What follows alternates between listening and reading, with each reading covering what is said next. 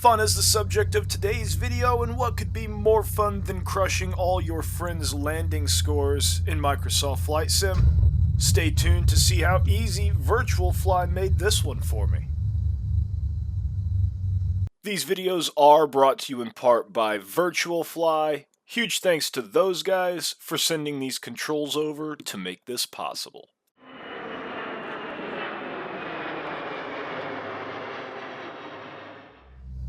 What's up guys, Ronnie here. Now, admittedly, these weren't all just one and done situations. I did have to do a couple of these a few times because one, I wasn't expecting to get blown around this much.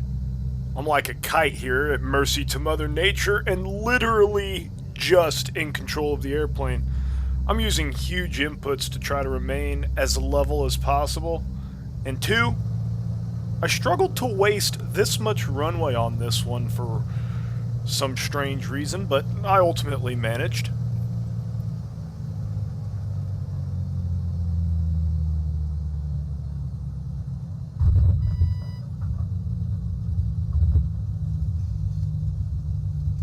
Going back to the first one here, we're doing a windy landing challenge using the Cessna 172, and just like when you see them bump signs on the road right before a pothole swallows your car, calling this simply windy was an understatement.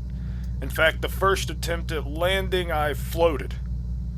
Where's that long landing call out when you need it?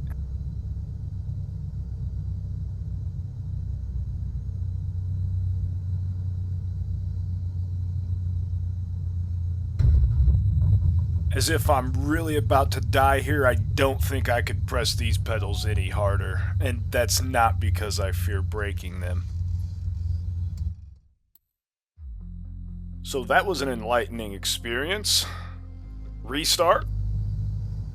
Now that I knew what to expect, and a couple attempts later, this landing was the one that took first from my friends.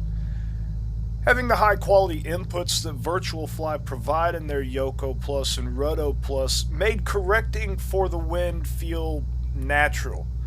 I felt a wing drop a time or two from wind and turbulence in a real aircraft, and it's not something you think about when it happens. You just pick the yoke up and correct for it.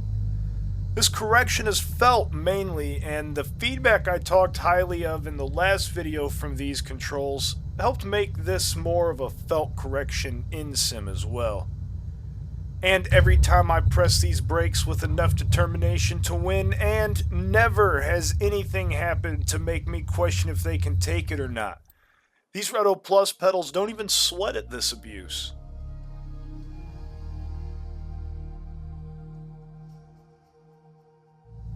Now, this landing wasn't windy. In fact, this was in the famous category, again in the Cessna 172.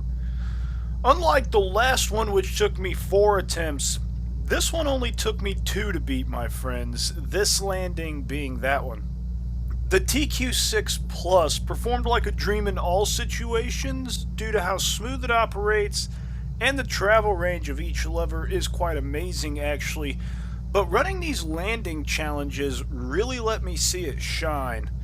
In cruise, I'm not really messing with them too often. You kind of set the power and that's that. During takeoff, you really just roll it to full or a very specific power setting and sort of just leave it there until cruise. In a landing situation, however, power is how you control your descent rate and pitch is how you control your speed. When running back-to-back landings, I could tell that I was relying on the power rather than fighting it.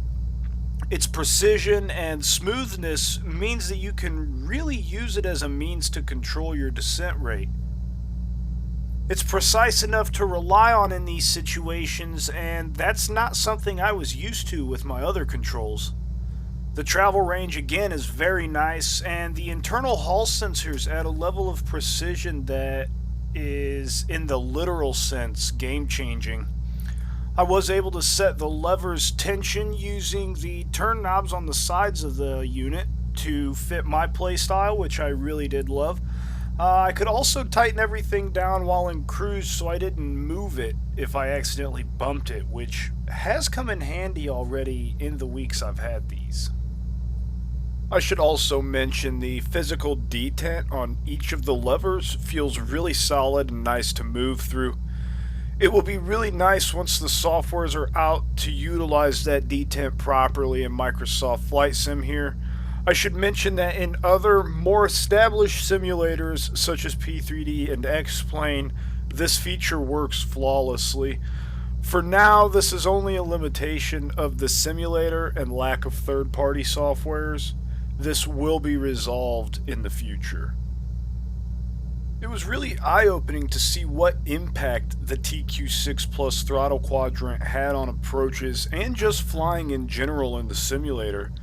That feedback I mentioned from other controls in previous videos is also present in the throttles, but it's a different kind of feedback. You set the tension to your preference, and with that set to you as an individual, that lever in your hand coupled with Virtual Fly's premium internal components and their YOKO and RUDDO Plus units gives you the feel and precision to be able to use a platform like this as a solid practice solution, actually.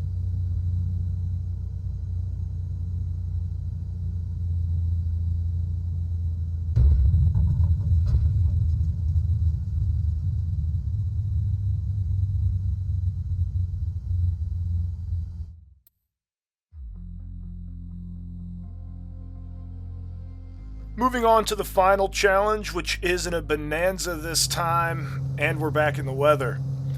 This one did take me a few tries because, again, the point they wanted me to land on was just way up the runway, but we still managed. Now, if the question was, did these products help? My answer would have to be yes. 100% they helped me destroy my friend's scores. For the most part, aside from the hat switch being changed to an actual hat switch and the push to talk button being changed to this raised view you'll see me use all the time, these are out of the box. I didn't adjust any sensitivities from default, nor am I using an outside program like FSElite. I plugged them into the computer and flew. After the first flight, I didn't feel the need to change anything further than the two things I mentioned. With my last setup, I was always adjusting sensitivities, or slopes are also sometimes referred to as, to try to get the best feeling possible. I've never had a situation where I've fought these virtual fly controls. They've not let me down with any surprises like jerky controls or sticky mechanisms. In fact, the more I use these controls from Virtual Fly, the more I find to like about them. They're just super high quality and very precise. Well, I hope you guys had some fun with me doing these landing challenges in Microsoft Flight Simulator using the YOKO Plus, RUDDO Plus, and TQ6 Plus. I think some of my friends now have some work cut out for them. I chose to leave the scoreboards showing me next to my friends out of the video for some privacy to those friends of mine, so please understand. If you didn't like the video, go ahead and thumbs down, but if you did like the video, hit thumbs up, get subscribed, and ring the notification bell so that you're notified of our next release.